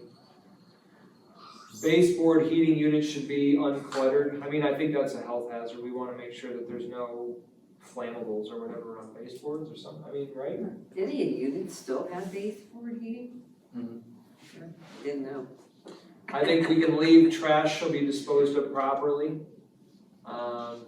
Trash in a covered trash can. Joe, with the floors, do we put floors clean and uncluttered? Free of hazards. Or no? Free of hazards, yeah. Oh, Is there a reason all bedrooms is under general areas and not under bedrooms? Is there a bedroom? There is no bedroom section, never mind, that's why. That's why. So it says all bedrooms should be clean and uncluttered. I think that's fine, and then going down the same, under kitchen. Stove should be clean. Refrigerator should be clean, cabinets should be clean. And then the bedrooms clean and I think that's good enough. Take it out. where are you at now? We're now in kitchen. Okay. So under kitchen, we've got item 1, we can just say stove should be clean. Item 2, refrigerator should be clean. 3, cabinet should be clean. Item 4, exhaust fans, we're gonna strike that entirely. Item 5, sinks should be clean. Period. Yep, What? Sina? Yeah, I have a comment on the sinks. It says sinks should be clean. I guess I'm listening to you saying everything should be clean, and I feel like aren't we supposed to try to make it very clear to residents what that means? If you just say it should be clean, what does that mean? Does it mean it should be reasonably clean? Does it mean there shouldn't be any dishes in the sink? Like what? It's a fair question, yeah. Like, Right now, we're stripping away some of the language, but now we're making it more ambiguous, because clean could mean lots of things. Well, it seems to me that the response to that would be, is if we went in and we inspected the sink and we deemed it not to be clean, in the comments, we'd be identifying that, why it's not clean, and then you'd have the opportunity to be able to fix that Right. without the threat of eviction or anything like that. If they think it's clean, then that's fine, and if our, manager says, well, gee, there's 2 or 3 or 5 days worth of dishes, that's not clean enough, that would be in the comment. And then we have the 30 This days is to also just respond. speculation, how is the manager supposed to know how many dishes, how many days? Like, obviously, there are situations in which if there's mold growing on those dishes or they stink, that's obvious. I think it would be, sorry, go ahead. No, or you just had a huge family dinner the other night with guests, like, and you still have dishes for that, because, and Dean, back me up or correct me if I'm wrong, but I was told no dishes in the sink, no laundry in the washer and the dryer, no laundry in baskets, like, it's almost as if for inspection, your place was supposed to look like you didn't live there and your kids didn't live there and nobody ate there or were closed. I mean, I'm talking about like, so people are used to this ridiculous expectation, so how do we tell them what is an acceptable level of clean without making them feel like What do you recommend? What do you recommend for that item? maybe put the word in reasonably, like reasonably clean. I know it feels like we're splitting hairs, but just saying clean, it opens the interpretation for the inspector as well as the inspected. But if they're not gonna be Reasonably clean, evicted, I guess then we can argue over that. if on the first inspection, it's used to be to identify issues in the first place, that's when we would delineate, they could delineate that this is what was amiss there, and then you have a chance then to know what to go and fix. So I think, Sina, I don't know if you heard what John just said, again, the emphasis, I think it changes everything slightly if we're taking out pass-fail, the language of pass-fail in eviction. Even though it remains vague, I agree with that, but it's not with the possible penalty of eviction or failure hanging over people's heads anymore. It's just like, sinks should be clean, and if they're not, the inspector will make a comment. If you want more specificity, I mean, you mentioned dishes. I think you could say sinks should be clean and free of dirty dishes, I mean, I get what your point about you might have a big party the night before and have a lot of dishes, but that just means, hey, you knew 5 days in advance there was gonna be an inspection the next day, so get up early and wash the dishes, I'm just trying to give some specificity to your concern. I think adding the language of reasonably clean doesn't help so much, but if you say dirty dishes should be put away or washed, that's better. Oh, I guess maybe the point I was thinking though is these inspections are just to critique your everyday housekeeping to make sure you're not letting your apartment be disgusting to the point of being a health hazard. So I don't see a problem if somebody had dishes waiting to be washed or in the process of washing. I don't see why it should be a problem if there's laundry in the washer or the dryer or in baskets waiting to be folded or folded but not put away, because people still live in these houses. Like, yes, I get the inspection, they had noticed, Okay. but does that mean you have to stop living for a day? I Well, guess that's my, well, we're right back where we started then, because sinks should be clean could allow for dishes in the sink. oh yeah, my sink right now is clean, but I'm sure there's at least a cup and a plate in there. You know what I mean? It's clean would be more like there's not built up soap scum and there's not mold, or, it's obvious no one's, wiped it around the sink. You can tell if a sink's been maintained, but So- that would be a clean thing, regardless if there's dishes in it or not. How about this? Item 5, sink should be clean. For example, no mold and soap scum. Well, dirty dishes can also lead to attracting roaches and stuff too, so I don't think we should. I mean, I think we're either gonna lean into this basic, really streamlined language of this should be clean, this should be clean, or we're going down another road, which is we're trying to itemize everything that could constitute, If we just say things should be clean and clean dirty dishes, then it still leaves room for whoever expects to make a commentary that there was soap scum or whatever, that there's no need to, because you come up with an infinite number of scenarios otherwise. I mean, think about it this way, Sina, and I'm thinking for myself here out loud. I mean, rather than thinking of inspections as punitive, and the whole point of this policy is to take that part out. This is just an opportunity for a staff person to come in, to look at the apartment, to kind of say, hey, look, the sink should be clean, it looks like there's some stuff in there, we're gonna come back in 30-ish days, you should just clean that up. So it's just them giving him like an advance notice of another inspection if that's necessary.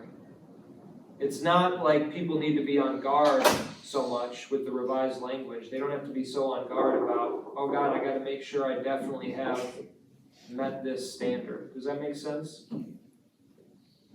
Just by saying sinks should be clean, cabinets should be clean, that's signaling to tenants, we're gonna check this stuff out. And if we think that you could do a better job here or there, we're gonna make a comment and we're gonna be back and in the meantime, we're gonna help you get things in order. I mean, I think that was the original point of Jackie's emphasis on this, was like, some people need help with their housekeeping. This allows us to check on them at least once a year, get in there and get them some help on the housekeeping. I mean, that's the whole point of this policy. Yes, It's not punitive. right. It's to get in there and say, and identify places that need help and get them the help that they need. And the first step in that is an initial inspection, where an inspector will make comments and say, hey, these areas are areas for improvement. We'll be back soon and we're gonna send somebody over to help you out. To see this comment, I can say as a manager, if I go in and do a housekeeping inspection, I'm not going to note that there's a plate and a cup and a sink. If I see something that hasn't been addressed for some time, I would make a comment note of it and like a recommendation, but I couldn't go further unless it's not addressed. Oh, no, I appreciate that, Char. I guess maybe I'm speaking from the perspective of having lived there and how inspections have been done. I guess maybe the real question is, streamlining this policy is great, but I guess, do we need to maybe make sure that all inspectors are coming at it from the same mind frame? Because That would be the okay, that's policy. part of the problem. Like, the person inspecting is subjectively looking at someone's apartment through their own eyes, their own perceptions, their own attitudes, their own prejudices. Like, how do we address that problem? Like, is that a separate issue for what we're talking about? Well, like Chris said, seeing There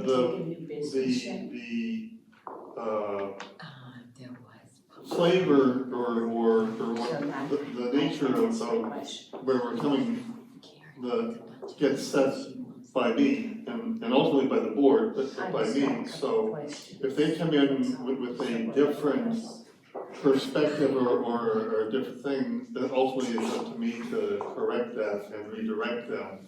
So that this is not a punitive policy,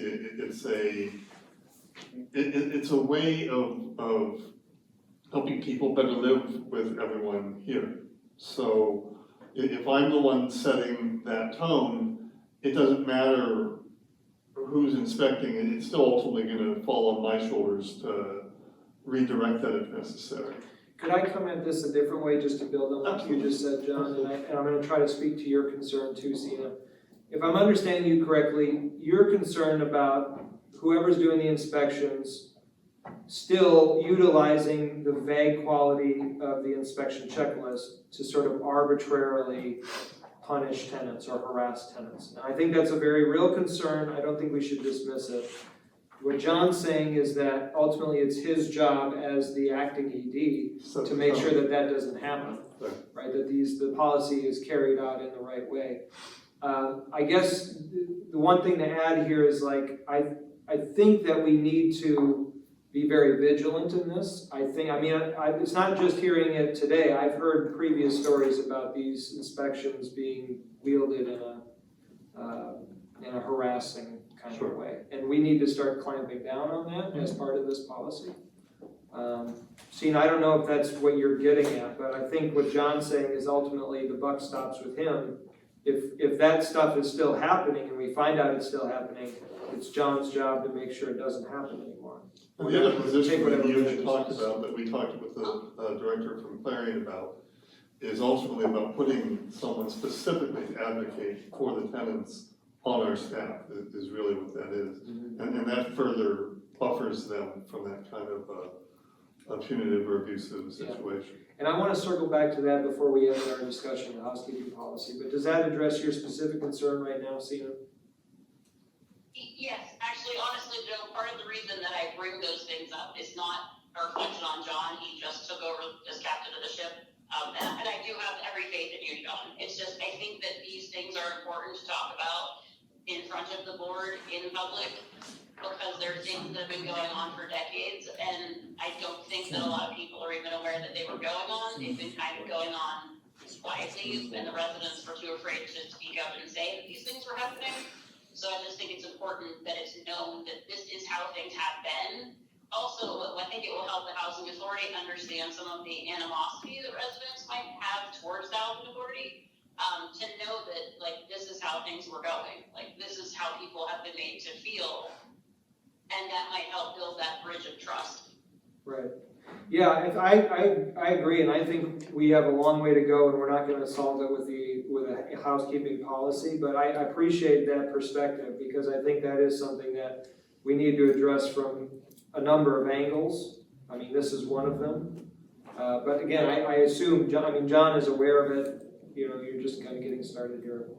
So I appreciate that you signaled that. I have complete faith in John. I was not criticizing John at all. I didn't think you were saying that. Going in the right direction. So I appreciate that you signal that, and that's something, again, we want to be vigilant about and keep an eye on. Can we quickly move on to the inspection checklist, just to make sure we're in agreement on the language? Yes, sir. Okay, so we're gonna leave it at sinks should be clean? Are we gonna clean and free of conditions, or just sinks should be clean? Sina? I think things should just be clean. Sinks should be clean. Next item, food storage areas should be neat and clean. Item 7 in the kitchen, trash and garbage should be stored in a covered container. I think that's all stays the same. The bathroom, toilet should be clean. Tub and shower should be clean.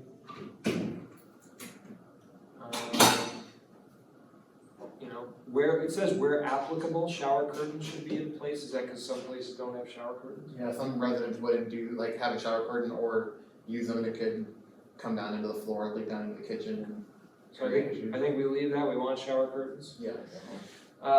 Yeah. Floors should be clean and dry. Stop me if anybody wants to make any revisions. Storage areas. Item 1, so it currently says all closet storage areas should be neat and clean, no flammable liquids, no gas-powered equipment. I mean, I think all of that's probably just stands as is. Furnace room area should be clean, nothing should be stored in this area. No brooms, cleaning products, paper products, no items that could be considered flammable. Again, I think that all stays. Outside the apartment, yard should be free of debris, trash, and any car parts. Exterior walls reachable from the ground should be clean. Should we add furniture to that? I mean, I prefer furniture if somebody's using it, obviously, but like junk furniture? Yard should be free of debris, junk I mean, you can call that debris, I suppose. Oh. Again, we'll leave it to the discretion of the inspector to know, hey, this looks like it's broken, we need to get rid of this chair, you know. There's hearing no provisions for item number 1, moving to item number 2, steps and stoops should be clean, just leave it at that. Sidewalks should be clean. Again, that one's kind of like, are my sidewalks clean? I think we could, well, I guess, so it includes snow and ice removal. Tenants are responsible for snow and ice removal on Correct. sidewalks. So sidewalks should be clean during winter months, or I guess just sidewalks should be clean.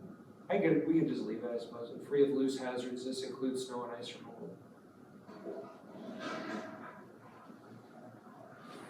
Storm doors should be clean. Parking lot should be clear of unlicensed or uninspected vehicles. No car repairs in the parking lot. Do we want to keep that? I'm fine with it. Probably should. I think so. And then the last one is, I think we keep the last items, which is just smoke detectors and carbon blast detectors. There's one in the living room, one in the hallway, bedrooms. The last part is the smoke detectors. We're just gonna leave it unless anybody wants to take my smoke detectors. That's an important one for you, and I know it's a problem for the administration, because you guys replaced the system, I think, for a while back there, and then some of the folks removed the detectors, so we do have to take action, and we have some folks that are aggressive about not putting our detectors. We're leaving that in there. Any further comments on the checklist? I have a question. Here in Holland Towers, when they do the remodeling, they're not gonna provide drapes anymore. Does a tenant have to have drapes? I don't think so. You can just have a bare window, right? Your choice, I think. All right, so John, are you clear on the revisions we're looking for? in both So we're removing checklists? the pass-fail columns, we're expanding the comment section, and we're removing various parts of the extraneous language. So we're gonna make the revisions to that, get that posted maybe early next week sometime? I'll get it all done, I'll send it to, make sure it's what What we talked about. we're thinking, and then I'll post it. Okay, that'll be up for another 30 days, then we'll revisit it in 30 days and vote on it. Assuming we don't get any major feedback that would require further attention. All right, Oh no, it's separate part, never mind. I said earlier that circling back to the resident services coordinator, I mean, at this point, so this has come up periodically in conversations. I'm not gonna make it a discussion item today, but I think it's important to maybe get to a place where we give John essentially consent to start looking into this, like how we would go about filling a position like this. And I'll just pause for a second and say, when we talked with Penny Campbell, the executive director at Clarion County, that's the place where we were tipped off by Sandy Farkas at CHAPS. She said they have a resident services coordinator, you should look into that. John and I met with Penny, 2 months ago now? We talked at length about that position, how it came about. Essentially how it came about was after COVID, their ERAP money ran out and they had a number of tenants who were falling behind on rent, falling behind on housekeeping stuff. So Penny Campbell, the ED there, applied for a fair grant to fund this position of the resident services coordinator. Currently, it's a 2-year position funded by that fairground. She's looking for permanent funding because it's made a world of difference. She said it prevented upwards of 130 some evictions, I believe it was. I have the number somewhere. They avoided 114 evictions. They also, in terms of tenants who were falling behind on rent and other things, she said they had $16,000 in debt that they were able to get back, so ultimately it was a financial benefit to them. So this is all just to say, if we all agree that this is an important position that we need to fill, I don't know what we need to do to give John like a go-ahead to say, maybe pursue some grants. Penny gave us some suggestions about some other possible funding sources for this position. So I would be comfortable with saying to John, hey, look, go ahead and start looking into this and see if we can come up with some funding for a position like this. Absolutely. Thoughts? Not opposed to it. Again, you already have staff, I think, that could do some of this in the interim while you're waiting, because I'm not sure they're fully Right. booked. So maybe we can look at getting Yeah. some help there too. I mean, that would be a question for, I guess, you, John, and working, I assume you're talking about Barb with the resident issues. No, I'm just saying, look, as we look at our position, as he looks at restructuring, Yeah. maybe there's ways to use some of those Yeah. per hours. I don't know. So I think what we're in agreement saying, like, you've got our stamp of approval to do what, to tinker with some ideas, to, you know, brainstorm some possible adjustments, some tweaks to current positions, pursuing, you know, whatever you need to do, and maybe we can be in conversation with Penny again if necessary, you know. Right, again, I think exploring and come back to the board with your suggestions on how best to address this and in what format. What's a good timeline for you, in terms of when we might circle back and get an update? Like, I don't wanna put too much pressure. Give me 60 days. 60 days? Yeah, because we're in the midst still of the fire alarm. Okay. We need to start looking at the Yep. budget stuff as well, which you and I will be meeting on. Okay. So, give me 60 days. So, roughly like mid-November? Yeah. Okay. Maybe this is something we could take up at the November meeting. All right, so that's the end of the housekeeping policy. We have one other minor item on the agenda. It's been an hour and 47 minutes. I am open to, again, I don't want to keep pushing this off. I know Kyle's taken the time out to come here. We've got staff here to talk about it. I can go either way. I can continue, and we can continue to talk about the inspection, the pest management plan today. I'm also happy with scheduling another special meeting so we can get a breather, come back to it, and just have this be the sole item on our agenda at a special meeting, say next week at some point. What do people think? Maybe a better, I mean, we can go over some real quick things here with Kyle, but honestly, that's gonna probably spur one to go to more depth. Okay. And I had sent you some questions that I was thinking about with this Right. plan. I assume they were forwarded to Kyle. They were, and the quick answer, just a couple, is you asked, for instance, we have the foreign speaking. We do have we have a couple people that English isn't their first language, but they are English proficient. Okay. So we don't have anyone that does not speak English at this time. It's kind of whatever. The only other one I'll mention, there was a question about, do we get input from the tenants on the chemicals, and no, we do not. For some obvious reasons. All right, so that's, I mean, these are some of the things that require much longer discussion because a number of, at least a couple of Kevin's recommendations included involving tenants in some decisions, like around the chemicals used, if there's a threshold for like how many bugs are we gonna allow, right? Is there a minimum threshold? So his recommendations included a way to loop tenants in that discussion. Again, all of this is gonna be, I think, we're gonna require a much longer conversation. So perhaps, so right now, if I'm hearing, we're all sort of in agreement that we can postpone this for, say, another week, call a special meeting next week to deal with this. I don't want to keep putting it away, is my point, and we certainly don't want to add it to a normal board meeting because we already have enough to deal with during board meetings, so it's going to require a special meeting. The question Depends is. on when next week, that would be my issue. I'm not in town. Okay. I have a quick comment on extermination. I don't know where we are budget-wise or anything, but it might, if it's gonna get into a detail as like the stuff I've read, it might be an idea to look at possibly hiring this out, because right now, our only licensed exterminator is also like our top guy here, to where if there's a major job, he's usually the one that does it, cause he's got the most knowledge on this stuff. He also is the one that trains all the new employees, which we currently have 3, so he is very stacked on a bunch of responsibilities. And we are looking at possibly maybe moving one of the new guys to an extermination position in the future, but as of right now, with him being the only guy who can handle like the major big stuff, I mean, our guys can handle the majority of the stuff, the other guys, in the M2 position, but Dylan's an M3, so he does all the training for the new guys. And like I said, big jobs that we have like issues with, like the boilers up here, or just stuff like that, like he's our normal go-to guy for stuff like that, so. He's spread pretty thin when it comes to stuff, and with all the stuff we're adding for exterminations, that almost sounds like it's, I'm not a full-time position, but I mean, it's gonna take a lot of time to do the amount of stuff, like if we're gonna put on mattress coverage, if we're gonna monitor every single apartment with monitors and stuff like that, like, it's gonna add up to a lot of time, I think.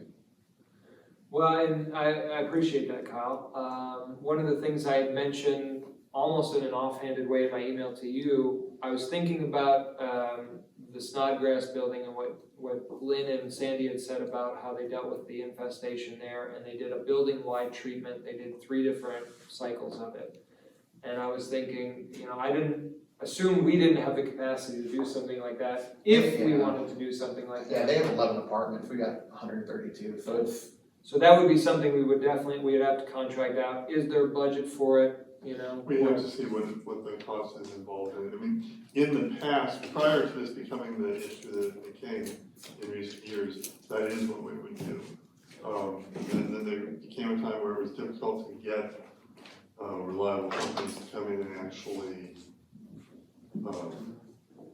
I mean, we could handle like, properly treat. like the quarterly inspections, we could handle that. If it's like bees, ants, spiders, we could handle that. I'm talking about like, look, I think it might be a good idea to hire out like the hardcore bed bugs, the hardcore roaches that we have trouble with, that it's like a continuous fight with them. Like, to get somebody in that has more time to spend on that stuff. And it's like, we tried Terminex before, they're not good. They did a terrible job.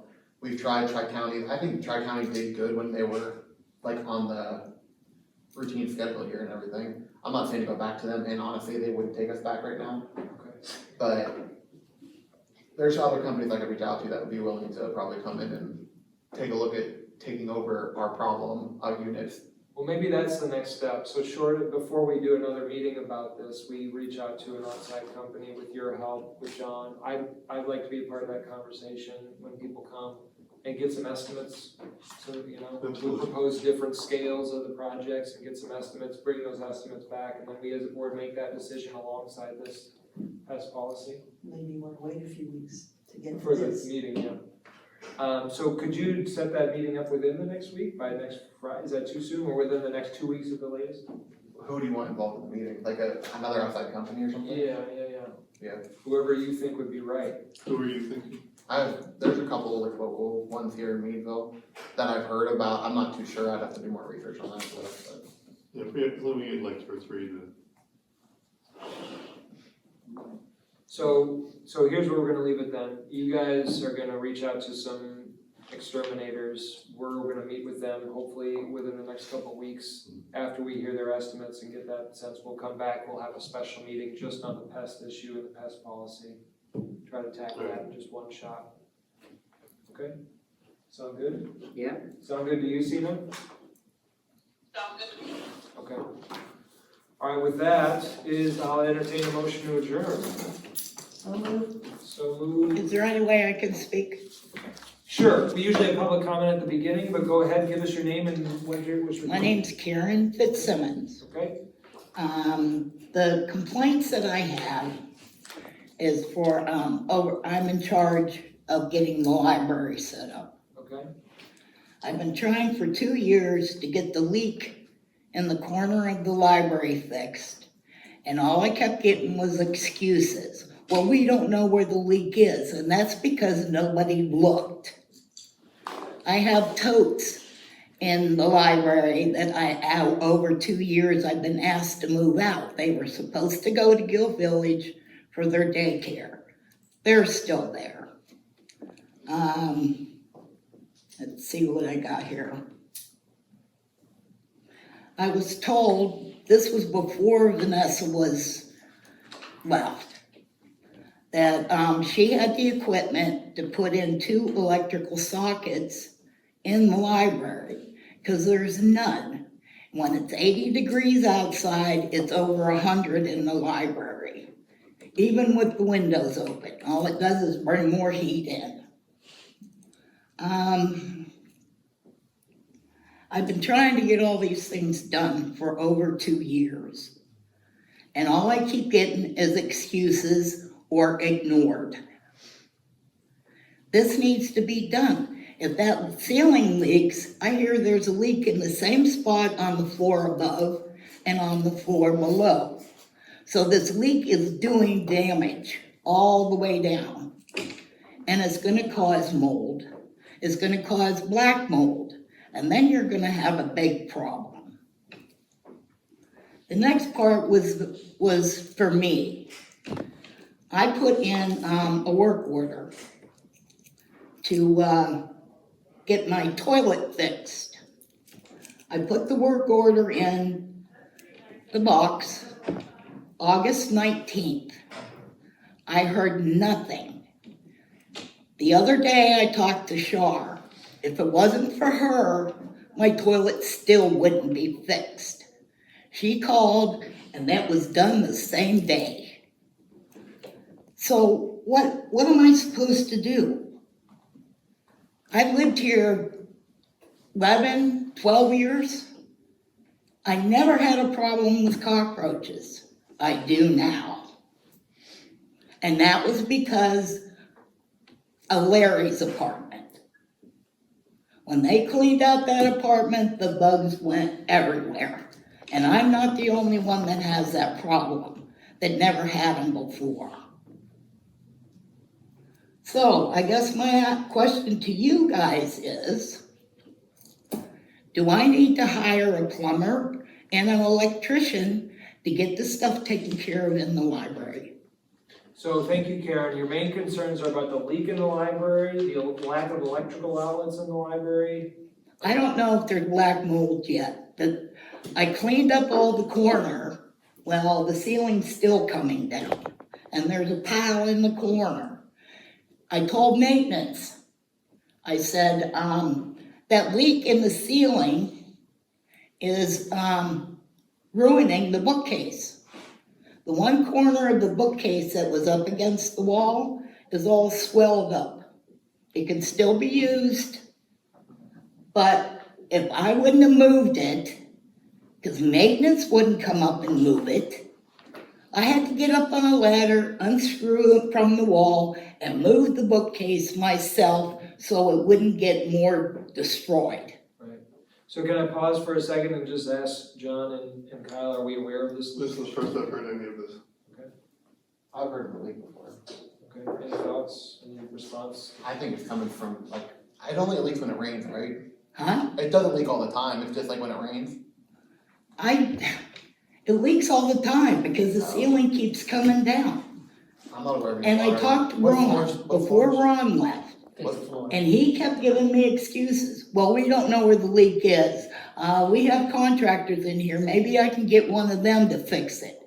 Well, nobody did nothing, and it's still leaking. To my knowledge, there's no water lines in that area above, like where she's at, because that's the 5th floor, the laundry rooms are on 4 and 2. So I don't think there's any water lines even over there, so if anything, I think it's coming from outside. So way to check it out, confirm, diagnose the problem, and We're gonna have to probably hire someone for that. I don't know what we'd do, like fixing, like brick and stuff like that, I don't know. can we just start by taking a look at it and doing an assessment? Yes. Figure out where it's coming from. And what about the electrical sockets? I have a question on that. Huh? I have a question on that. So you're saying you need electrical sockets because it's too hot in there, but what are we gonna put in there on those electrical sockets? I've spent a lot of money into this library. I bought their little portable air conditioners. I have also a fan. Okay, I bought 6 extension cords to go from the hallway in along the wall into the library so I could blow these little air conditioners. The electrical socket in the hallway don't work. yeah, that's. So that's I wasted all my money on the electrical cords. And I bought curtains, curtain rods, I bought all the cleaning equipment to clean it. Nothing's been done. I didn't know about the electrical outlet. I knew about the leak, but I didn't hear about the electrical outlet till now. I'm not asking for an air conditioner, I'm just asking for 2 electrical sockets. Yeah, what's the feasibility on that? Get some electrical sockets? I'd have to look at it to see it, because those are concrete walls. We'd have to add. Vanessa told me before she left that she had the equipment to put my electrical sockets in the library. Yeah, it's doable. I just have to see the setup, how it is, to see what we need to get to do that. All right, so Karen, what I'm hearing Kyle say is he's gonna check it out, how to install the outlets. John and he are gonna look at the leak, get an assessment on that, see what we would need to do to fix it. Is that sufficient for you as a way of That's getting? very sufficient for me. Is there anything else? So you made note of the fact that you had the broken toilet, submitted the work order, you didn't hear anything, Shar eventually got on the And they got fixed the same day. right? I'm gonna assume that because we got, the acting ED and our maintenance people here, right, that they're hearing your concerns about this. If there's a glitch in the system with work orders, I'm sure I get on that. Work orders are easier if they're called in. Huh? Work orders are, if you have the capability of calling the work order in, and I think. That doesn't do me any good, because nobody answers the phone. Yeah, but I tried calling you 1 whole week, every day, and never got an answer back till a week after that. And what you told me, I'm sorry, our phones wasn't working. If the phones aren't working, then it wouldn't take the message. But it's true, the phones have been down over the last week, right? He's not. It's not this last week, this is over months ago. Okay. All right. What was it for? Huh? What was the message for? Now I can't remember. Oh, I wanted to ask you a question about the library. And I found out after talking to Shar that what I wanted to know was none of my business. I needed help in the library. But if I'd have picked somebody that had bed bugs, I might as well throw everything out. I wouldn't have been able to give out that information anyways. So all I was gonna ask you was, how many apartments had them, so I didn't ask the wrong person to come in and help me. Well, I could tell you the amount, but I couldn't tell you the person. Exactly. That's what I found out, so it was dropped. So if I may, Karen, so we're gonna work on that leak as best we can. We're gonna work on getting the outlets set up as best we can. The work order issue has been brought to our attention. I would propose that if an issue like this comes up again, I was glad to hear that Shar was able to get on it right away. If it comes up again, please bring it to our attention, right? Come to where we have these monthly board meetings. We've also got the resident council at Holland Towers. Resident councils, right? We've been asking for regular reports from the resident councils. This could be something, another way to report it, the concern of the board if you feel like it's not being heard. We're trying to do our best, right? We just need to be notified, so if you want to keep us notified if these issues are coming up, I think we'll all work together. That's why I'm here. Yep, and I think I'm glad you're here, and we're all gonna try now to resolve those issues. Thank you. Yep. One quick question for Kyle and Karen. Is there a way that we could do the electrical so that she wouldn't have to run extension cords? Yeah, I want the outlet for him. Oh, I was gonna ask, usually when maintenance comes in your apartment to fix something, they leave you a little, if you're not home, they leave you a little notice on the door saying, so-and-so was here, we fixed this, and we left at this time. I never got a notice. Okay, so we gotta make sure we're giving out notices. Most of them do. Okay. It's, the person that's doing it is trying. So we probably need to do better than just try. We need to get those Thank you those for notices. listening to me. Yeah, thank you for coming. All right, with that motion, I'd ask for a motion. Marcia gave you a motion, we didn't have a second. We have a second? Second. All right, all in favor of adjournment, say aye. Aye. Aye. Thank you very much.